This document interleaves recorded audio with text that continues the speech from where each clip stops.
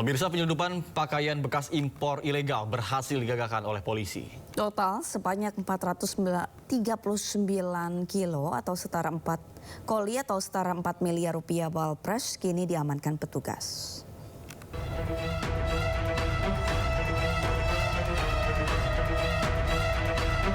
Ditreskrim Sus berhasil menggagalkan penyelundupan pakaian bekas impor ilegal.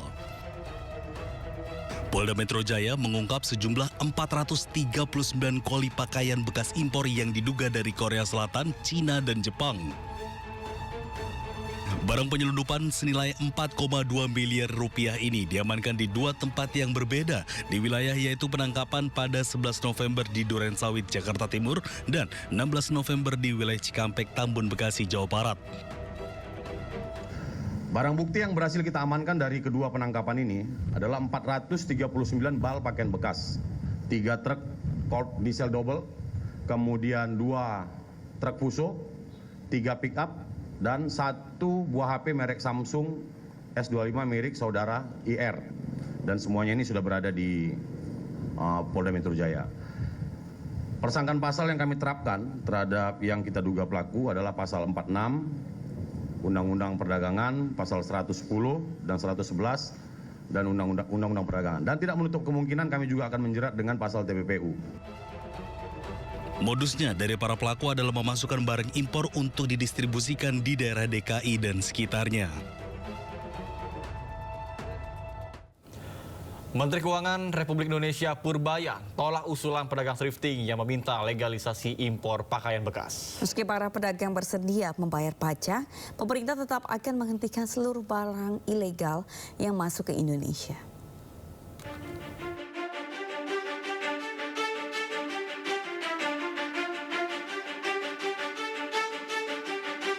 Menteri Keuangan RI Purbaya Yudi Sadewa tegas tolak permintaan para pedagang thrifting yang bersedia bayar pajak asal barang bekas itu boleh masuk ke Indonesia.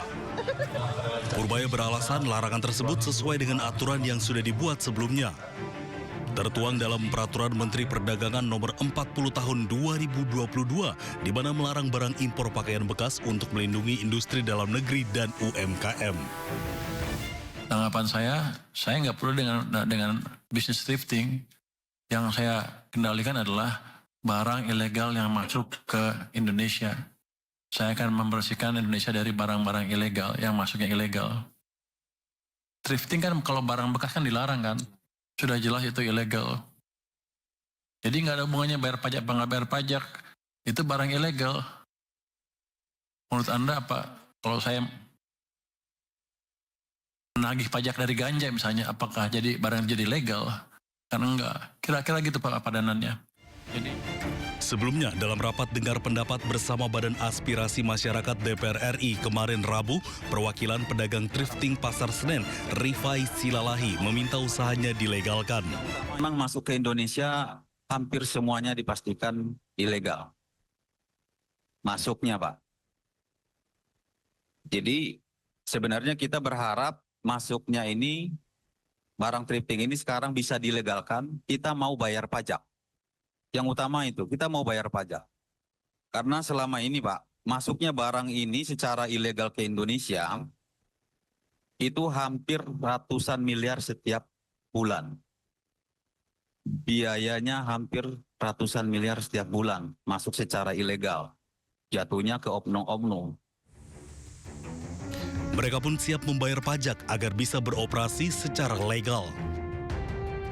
Sementara itu, dalam rapat tersebut, Rifai juga mengklaim adanya pembayaran suap pada oknum pegawai Direktorat Bea dan Cukai guna meloloskan pakaian bekas impor ilegal masuk ke Indonesia.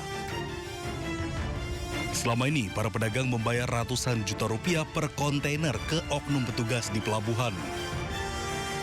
Tim Liputan iNews melaporkan. Pemirsa, bencana tanah longsor dan juga banjir melanda Palopo, Sulawesi Selatan. Akibatnya sejumlah akses jalan terputus dan rumah warga terendam banjir.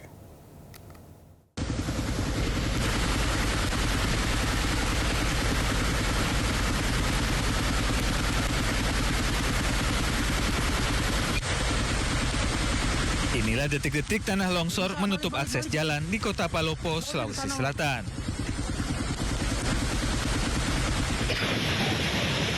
Selain itu, tingginya intensitas hujan juga membuat Sungai Amasangan meluap hingga merendam ratusan rumah warga. Selain rumah yang terendam banjir, akses jalan Trans Sulawesi juga ikut tergenang. Banjir juga membuat pendistribusian air bersih PDAM terganggu.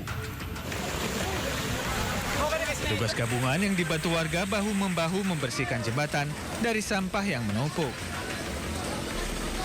Hari ini kita ada 3 kelurahan yang terdampak hari ini, Kelurahan Sustanga, Teluk dengan Amasangan. Upaya yang kita lakukan ini adalah pertama kita bagaimana kita membersihkan jembatan yang terdampak dulu, bagaimana kita evakuasi, dan alhamdulillah warga yang terdampak hari ini tidak ada yang pengungsi dan tidak ada korban. Cuma ada beberapa rumah yang tergenang air tapi yang belum surut. BMKG meminta warga untuk tetap waspada karena diperkirakan curah hujan masih tinggi dan akan berlangsung hingga Januari 2026 mendatang. Dari Kota Palopo, Sulawesi Selatan, Nasruddin Rubak, iNews melaporkan. Pemirsa, banjir bandang menerjang Garut, Jawa Barat. Akibatnya rumah hingga pasar terendam banjir. Ya Allah, ya Rabbi Sallallahu Muhammad. Itu tahanan besi nusi bapak ke bawah pali, ya Allah, ya Rabbi. Ya Allah, ya Rabbi Sallallahu Muhammad, ya Allah. Banjir, ya di tukang di panai. Ya Allah. Kalau beki badak, ya Allah, itu jangkungnya, ya Allah. Banjir bandang menerjang di Kecamatan Cisurupan, Garut, Jawa Barat. Air mengalir deras menerjang Kampung Cibojong dan Pasar Kaler di Desa Balewangi serta Kampung Barukai di Desa Cisurupan. Banjir masuk rumah warga hingga merendam perabotan. Ya Allah, ya abdi di luhur, cing punten lah. Kalau ngejumpali kursi, ya Allah. Kumaha ieu abdi, ya Allah, ya Rabbi.